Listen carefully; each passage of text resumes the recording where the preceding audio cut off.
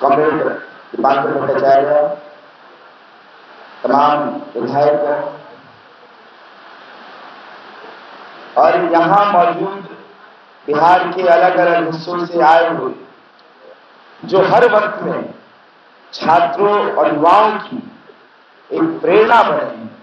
और एक ताकत जो हमें जेएनयू जैसी संस्थान में मिलती है कि जहाँ हम देखते हैं कि हमें मालूम है कि देश के गांवों में, देहातों में, बिहार के गांवों में, देहातों में लाल झंडा पकड़कर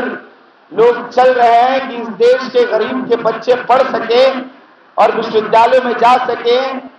तो यहाँ की एक लड़ाई को वहां तक ले जाने के लिए आप सभी को जय भीम, लाल सलाम। साथियों, कुछ दिनों पहले जेएनयू में चुनाव हुआ। एक 3 साल का संघर्ष हम जेएनयू में कर रहे थे कि जेएनयू में डेमोक्रेसी बहाल हो, जमहूरियत बहाल हो। जेएनयू में जो छात्रों के मुद्दे हैं, जो जेएनयू में छात्रों के सवाल हैं कि जो फेलोशिप की मांग है, गरीब का बच्चा क्यों नहीं पढ़ पा रहा है, संख्या इतनी कम क्यों हो रही है वंचितों की, इन सारे सवालों को लेकर हम जेएनयू के चुनाव में उतरे थे और कई तरीके निकाले गए प्रशासन की तरफ से, कह लीजिए कि पूरी स्टेट मशीनरी की तरफ से, सत्ता की तरफ से, आरएसएस की तरफ से, कि किसी तरह भी ये चुनाव न हो सके, क्योंकि उनको पता है कि जेएनयू उनको हराने वाला है और हमने हराया। हम छात्रों के बीच इसी बात को लेकर गए कि जो देश भर के मुद्दे हैं, कि छात्रों और युवाओं को जो पिछले 10 सालों से छला जा रहा है, छात्रों और युवाओं को हायर एजुकेशन में आने से रोका जा रहा है, बड़ी शिक्षा, आगे की शिक्षा पूरी करने ही नहीं दी जा रही है। पहले ये होता था कि कोई अगर स्टूडेंट यूनिवर्सिटी से निकल जाता था किसी कारणवश कि पैसे नहीं है घर में, तो पूरी यूनिवर्सिटी के लिए शर्म की बात होती थी, पूरे समाज के लिए शर्म की बात होती थी कि समाज एक छात्र को पढ़ा नहीं पाया यूनिवर्सिटी में, और यूनिवर्सिटी के लिए शर्म की बात होती थी कि एक छात्र उसके विश्वविद्यालय से ड्रॉप आउट हो गया, निकल गया। लेकिन आज देखिए कि उसको संवैधानिक कर दिया गया नेशनल एजुकेशन पॉलिसी के नाम पर। एक बेशर्म सरकार जो इस देश में हायर एजुकेशन में नेशनल एजुकेशन पॉलिसी लाती है और कहती है कि 1 साल के अंदर अगर आप पढ़ाई छोड़ेंगे तो आपको डिप्लोमा की डिग्री मिल जाएगी, 2 साल में सर्टिफिकेट और 3 साल में डिग्री। जो एक शर्म की बात होती थी कि ड्रॉप आउट करना, आज वो कह दी है कि इसको कानूनीकरण कर दिया गया है, इसका संवैधानिकरण कर दिया गया है। और इसी के खिलाफ हम जेएनयू में लड़ रहे हैं। हम इसी के खिलाफ जेएनयू में बोल रहे हैं कि जो वजीफा मिलता है कि ज्यादा से ज्यादा लोग पढ़ सके, कैंपसेस में जो स्कॉलरशिप मिलती है, रिसर्च में जो स्कॉलरशिप मिलती है, उसको कह लीजिए कि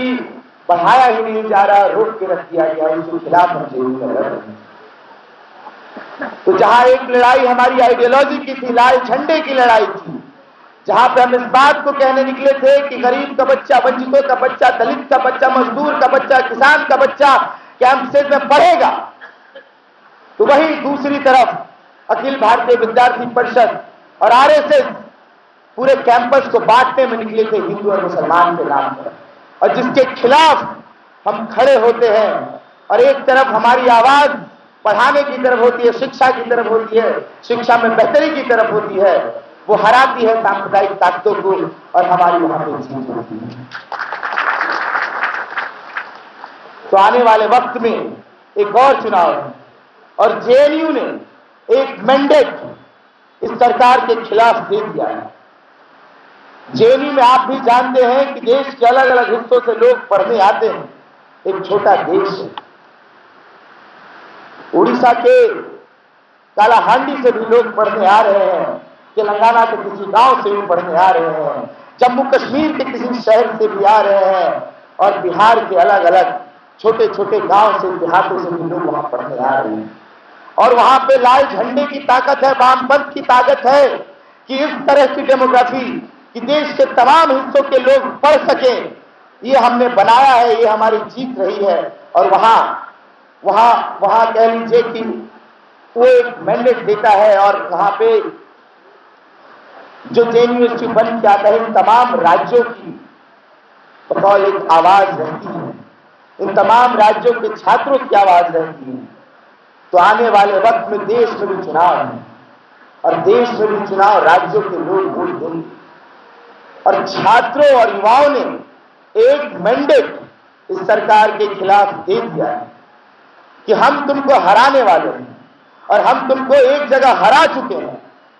और हम तुमसे डरने वाले नहीं हैं। और यही 2024 से आम चुनाव में होने जा रहा है। थोड़ी मजबूती हमें और दिखानी है।